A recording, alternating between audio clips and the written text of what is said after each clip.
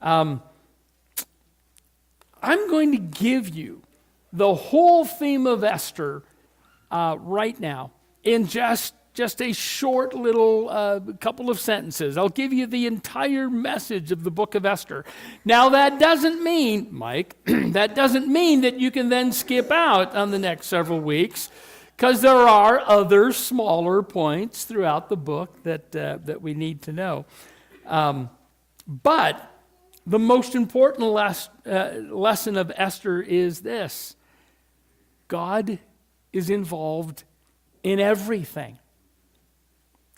God is involved in everything. In fact, even when you are disobedient. The Jews that we're going to be looking at in the time of Esther, as they were still in Persia there, they were not all very observant Jews. There were a lot of things that they had let go. And yet, well, you know the story. God rescues them. God is involved in everything. That's it. Look for how God is working in every situation you find yourself in. Everything is connected, even the hard things. Now, by way of getting into Esther, there's going to be a longer introduction because I want you to know the context of it before we get into this first chapter. And I want to kind of give the context about how God's involved in everything, even the hard stuff, by sharing a bit of our story, Deb and my story. Some of you have heard it. We talked about it in Sunday school quite some time ago. But as you've heard pieces of, I got sick. In December of 2021, my pancreas decided to rupture, decided to blow up. Apparently it had gotten infected. We didn't know that. I felt fine, but then it burst. And that started about a 2.5-year period of mostly in hospitals. I spent 2 weeks in our little hospital in our little town down in Motley. It's a great little hospital, but it is a rural hospital. And after 2 weeks there that I don't remember, I really don't remember. Debbie lived through it all. They finally decided, we don't know what's wrong. You got to get him to a bigger hospital. Well, it was during COVID, and it was hard to find another hospital. But we happened to know a guy from 30 years before who his daughter was on our summer staff at Camp Chaminade, and we got to know her really well and the whole family, and they became long-term friends, and we had met them 30 years before, and he happened to be the chief of surgeon at the St. Cloud Hospital, a much bigger hospital. And so Deb called him and said, "What do I do?" And he said, "Do you think Herb will live through the night?" And she said, I don't know. And he said, "Well, do this. Check him out of the hospital and bring him here to St. Cloud in the emergency room. They have to take you. Even with COVID and we have no beds, they have to take you there." So she did that, and I spent 2 weeks in the St. Cloud Hospital. I was going to say I remember that, but my memory of it is incredibly strange and bizarre. I had the most amazing hallucinations. The Pirates of the Caribbean was playing through my head. The hospital bed that I was in, I was convinced was a pirate ship. And there was a storm and the waves would splash over the bed. And you know how the pirate ships have those railings, with the big spindles and stuff? That's exactly what was around the bed. I was up on a platform. Apparently none of that was real. It sure seemed real to me. But it was 2 weeks in there. This surgeon that we had gotten to know was a gastrointestinal surgeon. And after 2 weeks, they figured out, his pancreas is gone. And now we know what it is, but we're not equipped to handle that. But coincidentally, But he said, years ago I had a young intern who is now one of the greatest pancreas doctors in the country. And he's down at the University of Minnesota. Let me call him. And the guy said, yes, I will cut my vacation short. Well, we still had a problem. U of M COVID wasn't taking any patients. And so he, along with his intern, who is now another prominent pancreatic doctor, they hatched a plan. They said, they told the U of M, they said, we're going to transport him down here, do the surgery, and then ship him back to St. Cloud. But they said, yeah, we knew all along, number one, we don't think you're going to live through the transport down. Number two, if you do, we don't think you're going to live through the surgery. And number three, if you do live through the surgery, yeah, we can't ship you back. That'll kill you for sure. So they said, yeah, we'll probably get in trouble for it. But this is a good arrogance. They said, but you know what? Doctors from all over the country are coming to the U of M to learn the practices that we've invented on pancreatic stuff. So what are they going to do? Fire us? So I survived, went down there. He did say, no, you died twice in the first surgery. And yeah, but I made it through, but there were no beds, so I think we spent 2 or 3 days in the emergency room till finally a bed opened up. And yes, they did get in trouble for it, but again, like they said, what are they going to do? Fire us? Well, that started a long journey of in and out of the hospital a lot, mostly in. For a long time there, I was on a thing called TPN. You nurses can remember what yeah. See, even hearing it, I still can't pronounce it right. Anyways, you get all your nutrients there because they said, yeah, when your pancreas ruptured, there's a lot of powerful chemicals in your pancreas, and then the infection went everywhere and destroyed a whole bunch. The surgeon said it was like third-degree burns over all of your organs inside. I guess it ruined my lymphatic system. Man, we've learned so much. What does your pancreas do? I had no. Insulin. It does a whole bunch more other stuff. And what does your lymphatic system do? Well, it moves all these nutrients around your body. Okay, didn't know that. There was... apparently my lymphatic system was leaking everywhere, so protein wasn't getting to my brain. And there was a period of time there where I really lost all mental abilities. Yes, careful. I did gain them back, but apparently protein wasn't getting to my head. I remember being so frustrated that my phone wasn't working. I couldn't make my phone work. And having Debbie say, Herb, that's your coffee mug. It's okay. So in and out of the hospital several times. Those things tend to get infected, and it did. It was a hard time. I died a couple more times. In total, they said it's been 5. But God's working all the time. My surgeon got to invent a couple of new procedures on me that I think have gone on to help other pancreatic patients because I was the guinea pig. This hadn't happened to anyone who had lived before, and so they got to invent some new procedures. Apparently, I'm in the U of M medical textbooks. How great is that? I got to go back to the hospital a couple of times at just the right time to interact with people who needed to hear about Jesus. Remember, there was one time my roommate, a man far from God, and yet so curious about what I knew about Jesus because he was facing some very tough issues. In fact, so tough that his wife wouldn't come and visit anymore because it was just too hard. And he said, the doctor's coming in today, and I think he's going to tell me some really bad news.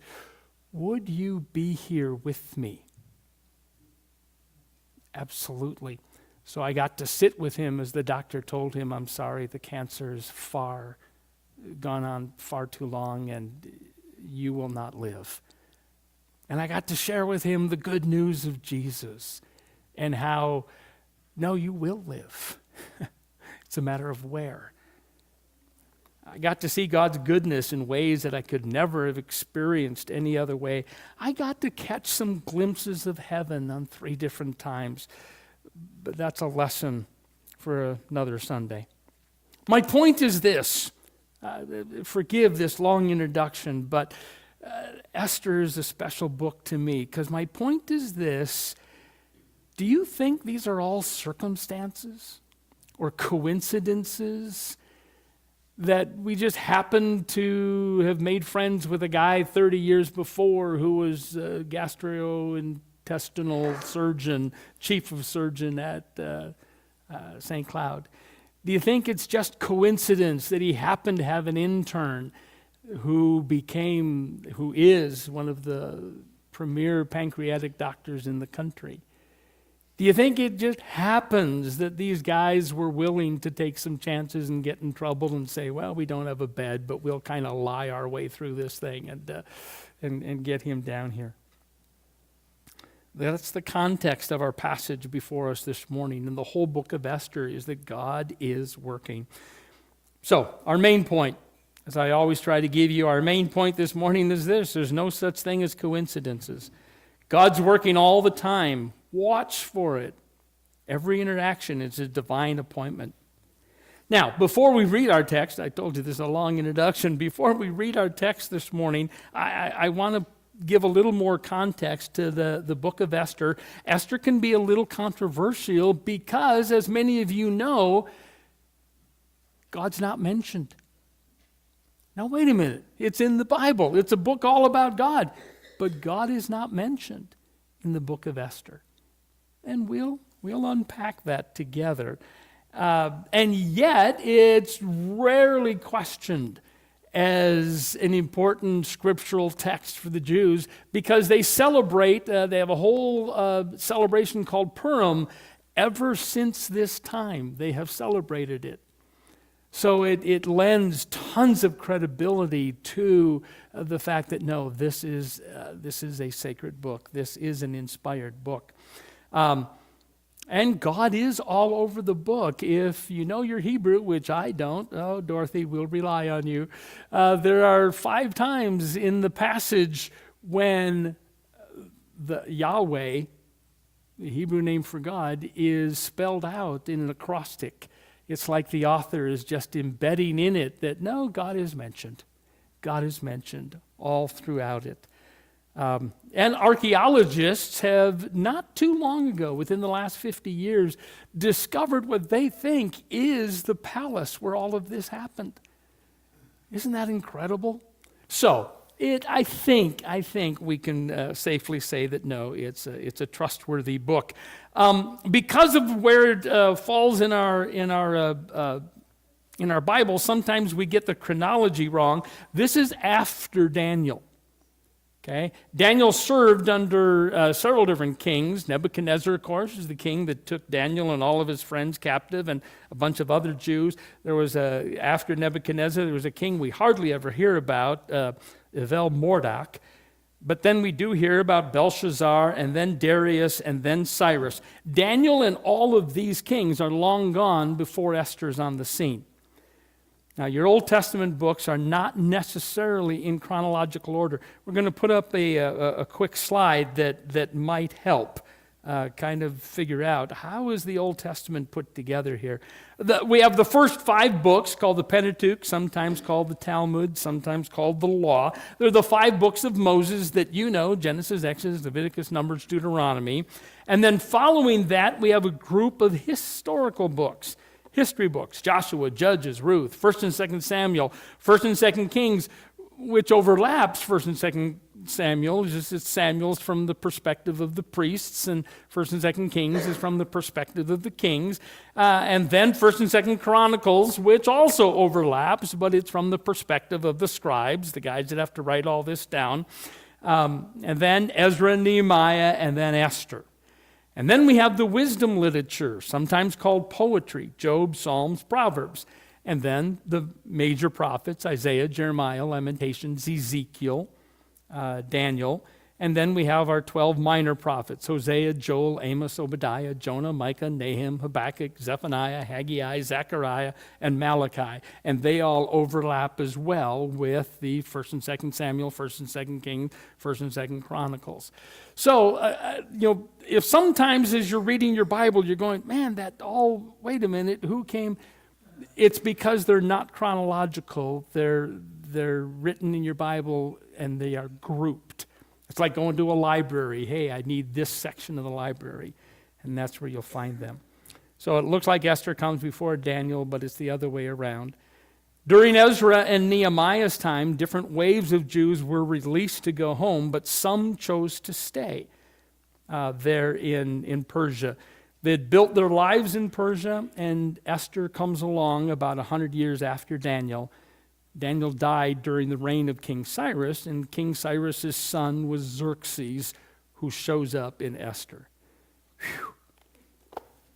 Now we can read Esther. It's all clear, right? And we're going to read an entire first chapter, and we'll have to fly. Esther, if you want to find it in your pew Bibles, it's page 488. Page 488. Esther, chapter 1. I'm going to read the whole chapter. This is what happened during the time of Xerxes. The Xerxes who ruled over 127 provinces stretching from India to Cush. Cush is northern Egypt. At that time, King Xerxes reigned from his royal throne in the citadel of Susa. And in the 3rd year of his reign, he gave a banquet for all of his nobles and officials. The military leaders of Persia and Media and princes and nobles of the provinces were present. For a full 180 days, he displayed the vast wealth of his kingdom and the splendor and the glory of his majesty. It's not in the text here, but historically, King Xerxes and Persia had just had several military successes, and Xerxes is about to embark on another one. And so he's sort of rallying the troops. Hey, look at how great we are. Verse 5, when these days were over, the king gave a banquet lasting 7 days, and in the enclosed garden of the king's palace, that's the room that they believe, archaeologists believe they found, for all the people from the least to the greatest who were in the citadel of Susa. The garden had hangings of white and blue linen fastened with cords on white linen and purple materials to silver rings on marble pillars. There were couches of gold and silver on mosaic pavements of porphyry and marble and mother of pearl and other costly stones. Wine was served in goblets of gold, each one different from the other, and the royal wine was abundant in keeping with the king's liberality. In the king's command, each guest was allowed to drink in his own way, for the king instructed all the wine stewards to serve each man what he wished. Queen Vashti also gave a banquet for the women in the royal palace of Xerxes. Normally, there was a men's banquet and a women's banquet. They were normally held separate.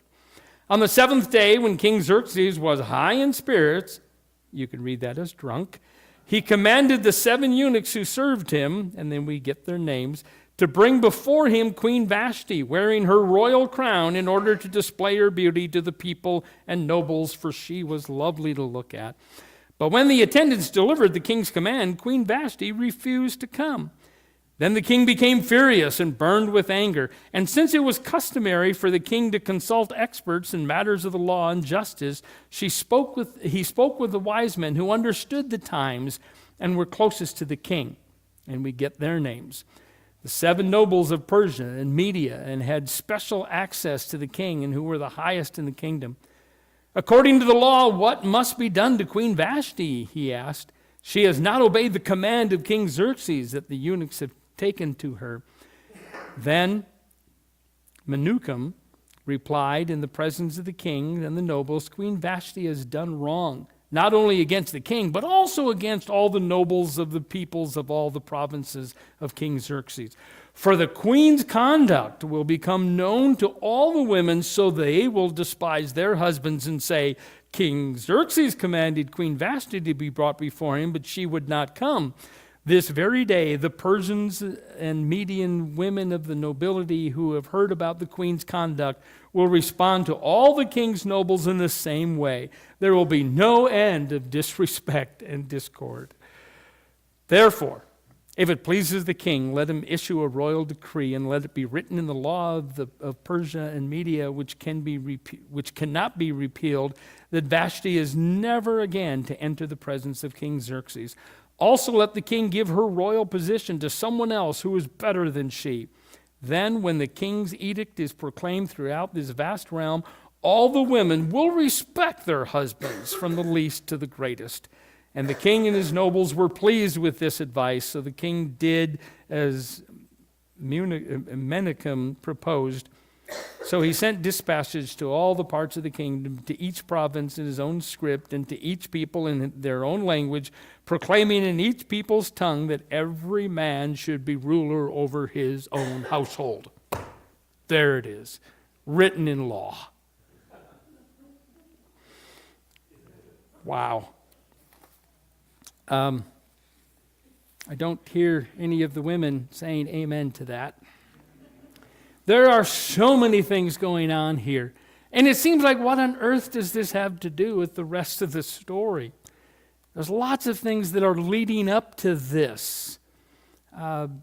King Xerxes has a 6-month-long celebration. It's a festival like our booths out in White Fark here, where you can tour and see all the greatness of Persia and all of the wealth and all of the weapons. It's this huge parade. Everyone gets to see the inner parts of the palace that rarely they would get to see. That's a real morale booster for the possible start of this new military campaign. King Xerxes is drunk, and he calls for Vashti. And Vashti refuses and is banished from being queen and ever entering the place again. Now, all this is simply to set up the need for a queen. God is working. Nobody knows what's going to be happening. We do, because we know the whole story. But at the time, it's like, oh, well, I guess there's some royal intrigue and there's some spousal trouble, and the king gets rid of the queen. Yeah, but there's a reason. There's a reason. And we'll get to see that later. It's all simply a setup for the need for a queen, and thus gathering of all the young virgins in the kingdom, of which Esther was one, and leading to, spoiler alert, Esther being chosen as queen. Now, if God is sovereign, these things are all important because God is always working. Now, does this mean that God causes each and every event that happens in your life? He could, and he sometimes does. But I would be very hesitant to say that God caused a shooter to kill 2 little kids a week ago in a Minneapolis school. It happened. I would be really hesitant to say that God caused that. I think a better understanding is that God sometimes causes events and sometimes will simply use events to eventually show his glory. I think scripturally we have some examples of that. Let me give you examples of both. And there's many that we could choose, but just a couple of them. In Joshua 24:15, we see that Joshua implores the people to choose God. He tells them, but if serving the Lord seems undesirable to you, then choose for yourselves this day whom you will serve, whether the gods of your forefathers who served beyond the river, or the gods of the Amorites in whose land you are living. But as for me and my household, we will serve the Lord. Choose. You got to make a choice. You get to have a role in these situations. In Philippians 2:12, which we studied just a few weeks ago, we are told to work out your salvation with fear and trembling. Now, we do have examples of God directly causing different events. In Jonah 1:17, you know the story of Jonah, but the Lord provided a great fish. Wait, who did? Did this fish happen to be swimming by at the right time? No, God provided a great fish to swallow Jonah, and Jonah was inside the fish 3 days and 3 nights. Just a few verses before that, you recall the storm that came. In verse 4 of that same passage, it says that God caused a great wind to happen. In Jonah 2:10, the Lord commanded the fish, and it vomited Jonah up onto dry land. So God sometimes, my opinion, God sometimes causes events and sometimes uses the events that happen, your choices. But he will use all of it to his glory, to accomplish his will. In my estimation, that makes God even bigger.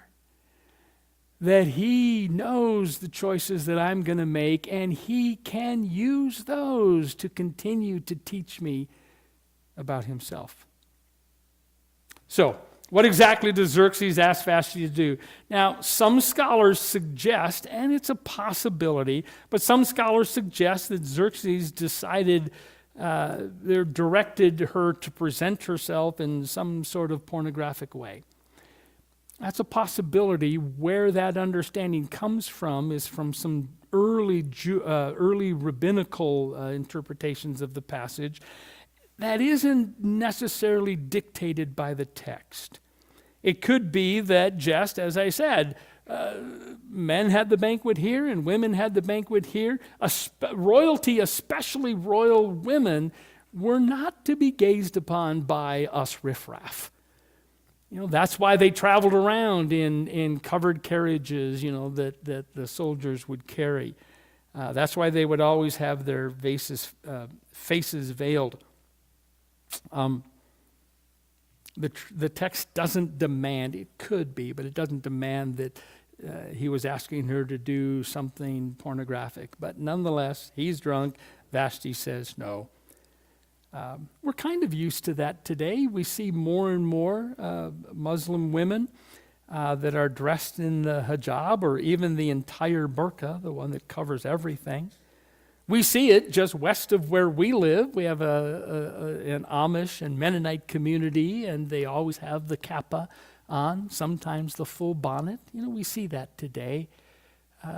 So this happened. This was going on in Persia. And Vashti says no. She would not be put to that humiliation. So did God cause Vashti to stand up for her dignity? And did God cause Xerxes to banish her? And did God cause 7 wise men to give Xerxes the advice that they did? I don't know. But clearly, God used it all.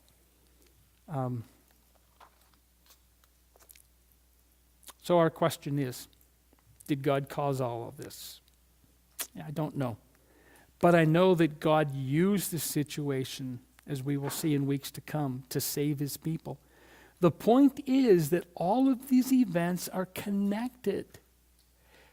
Everything that happened to me in the couple of years before coming here was for a reason. God was using it in ways that I would have never guessed, but I accept, even though at times they're hard. We're going to see some very hard things that happen in the book of Esther, but God will use those things. And all of chapter 1 is the setup for those things to happen. God is always working, even when these Jews, even when I am unfaithful and not walking as closely as I should. God is always working, even in great illness. God's always working, even in family trauma. God's always working, even in transitions in leadership, even in church difficulties. God uses it all because he covers it all with the cross. And he will use everything to point me to that cross, to bring me to that point where I've got to make some decisions about what I believe about his provisions. What a great lead-in to our time of communion.